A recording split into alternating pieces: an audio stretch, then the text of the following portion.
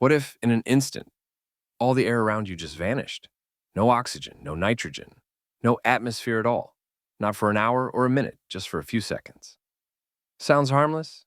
It's not. The moment the air disappears, everything changes. First, the sky goes completely black. No air means no particles to scatter sunlight. So even at noon, it looks like space. Then your eardrums burst. Why? Because there's no air pressure to balance the pressure inside your body. You'd feel an intense pain, then silence, because sound needs air to travel. Birds drop out of the sky.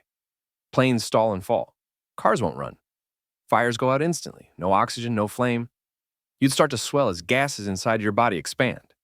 No, you wouldn't explode, but within 15 seconds, you'd pass out from lack of oxygen.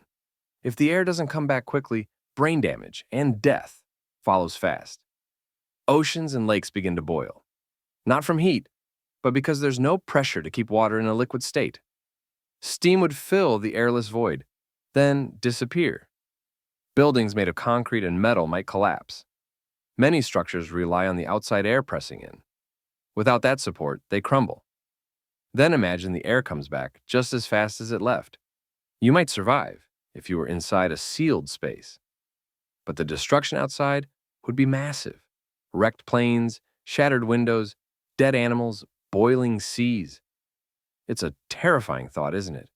We take air for granted because we never see it. But it's the thin, invisible blanket holding life together. Without it, Earth becomes unrecognizable in seconds. Luckily, this is just a what if.